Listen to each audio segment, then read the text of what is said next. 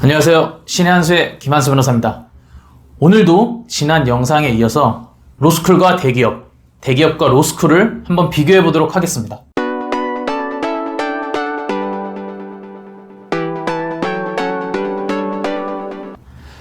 지난 영상에서는 제가 연봉이랑 워라밸에 대해서 좀 말씀을 드렸었는데요. 오늘은 업무적인 부분에 대해서 말씀을 드려볼까 합니다.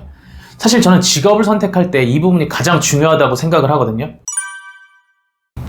먼저 변호사를 포함한 법조인의 업무 특성은 한마디로 정의를 내리면 굉장히 개인적이다 이렇게 말을 할 수 있습니다.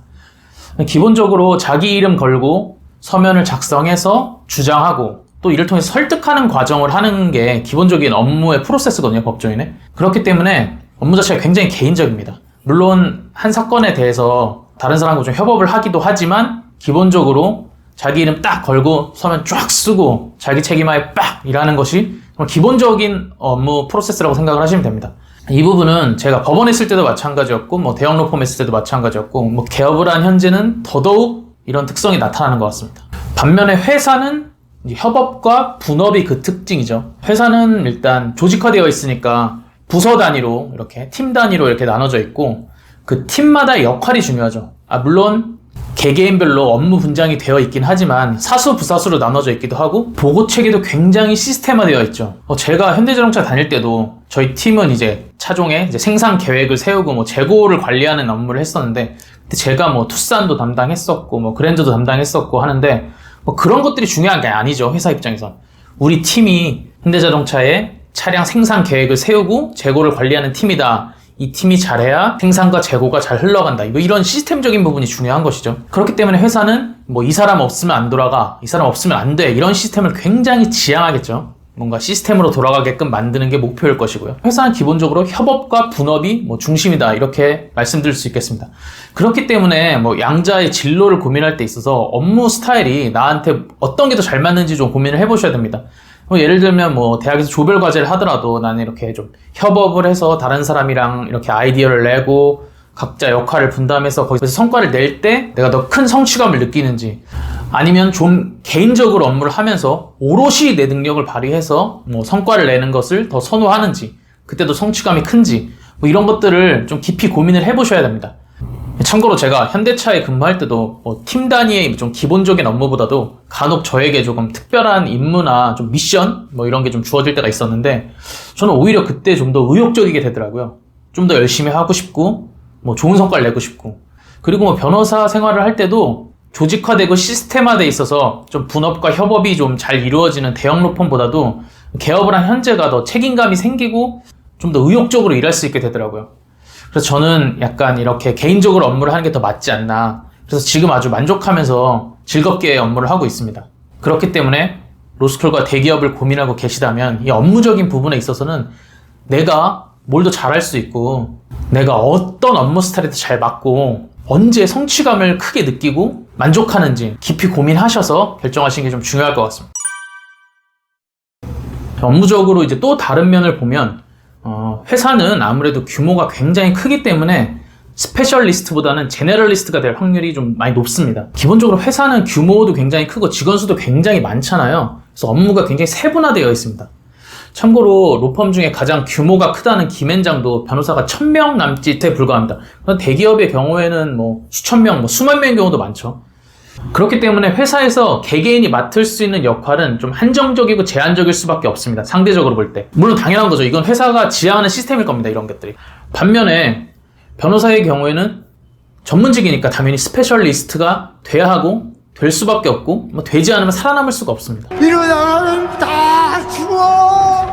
그래서 저는 로펌의 경우에는 로펌의 이름도 물론 중요하지만 어느 변호사가 소속되어 있느냐, 그게 가장 중요하다고 생각을 합니다. 그래서 변호사는 개개인 하나하나가 내가 하나의 회사다 이렇게 생각을 해야 되는 것 같아요. 그렇기 때문에 자기 자신이 어떤 미래를 선호하는지에 대한 결정을 해야 됩니다. 조직 적합성이 높은 인재로 성장을 할 것이냐, 아니면 개인 능력을 좀 극대화로 끌어올리는 그런 인재로 갈 것이냐, 이 부분에 대해서 고민을 해서 선택을 해야 되는 거죠. 참고로 제가 회사를 다닐 때와 비교해서 변호사의 업무 중에서 가장 좀 만족하는 부분, 변호사는 업무를 하는 것들이 오롯이 온전히 자기 자산이 됩니다. A 사건을 하든 B 사건을 하든 C 사건을 하든 어쨌든 그 경험 자체가 저의 자산이 됩니다. 근데 제가 회사를 다닐 때는 사실 조금 불안함이 있었어요. 왜냐하면 제가 하는 일은 솔직히 좀 대체 가능한 일이었고 회사 맞춤형 업무였습니다. 그렇기 때문에 제가 이 일을 굉장히 열심히 해서 막 전문가로 성장을 해도 뭐 다른 곳으로 갈 데가 없었어요. 이 회사 아니면. 그래서 회사를 점점 오래 다니면 다닐수록 회사와 나의 위치에서는 회사가 갑이 되겠구나. 난 점점 을이 되겠구나 라고 생각을 했었습니다. 저는. 이런 점이 제가 퇴사를 하고 로스쿨로 가게 된 이유 중에 하나입니다. 다음으로 제가 변호사의 업무적인 장점을 또 하나 말씀드리면 변호사는 좀 사회 밀접성이 높아요. 업무 자체가. 사회 이슈가 좀 법이랑 좀 맞닿아 있잖아요. 그러다 보니까 조금 사회에 대한 이해도가 높고 시야가 좀 넓어지는 장점이 있는 것 같습니다. 그래서 변호사들이 다양한 분야로의 진출이 좀 용이합니다. 예를 들면 변호사를 포함한 법조인들이 가장 많이 진출해 있는 분야인 국회의원이 있고요. 사업을 하는데 진짜 필수적이죠. 변호사는. 그래서 요새 진짜 많은 회사들이 사내 변호사를 두는 경우가 굉장히 많습니다. 그리고 금융권도 규제 산업이다 보니까 변호사를 굉장히 많이 필요로 하고요. 그리고 경찰, 공기업이나 각종 지자체 등에도 변호사에 대한 수요가 굉장히 많습니다. 그렇기 때문에 변호사가 되면 이런 송무 업무를 하는 일도 있지만 다양한 분야로에 좀 진출을 할 수가 있습니다.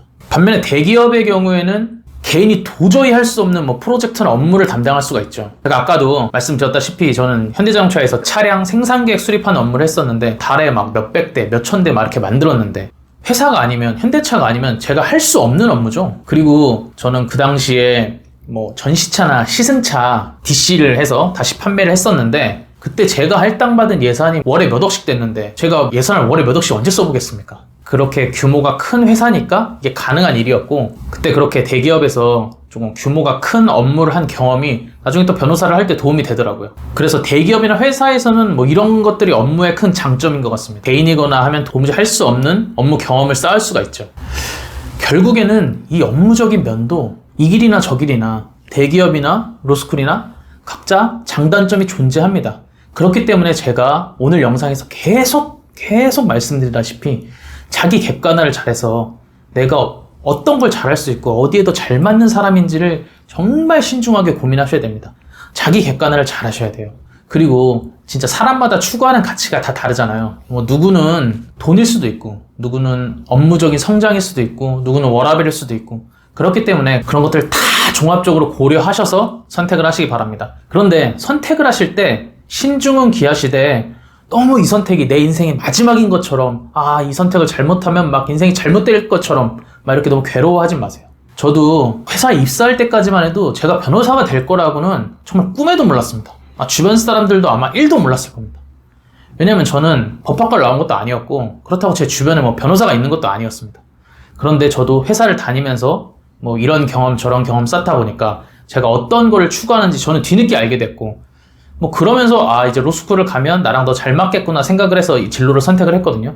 그러니까 여러분들도 지금 자신을 하나하나 더 뜯어보고 조금 더 관심 있는 길로 과감하고 신중하게 선택하시길 바라겠습니다. 감사합니다.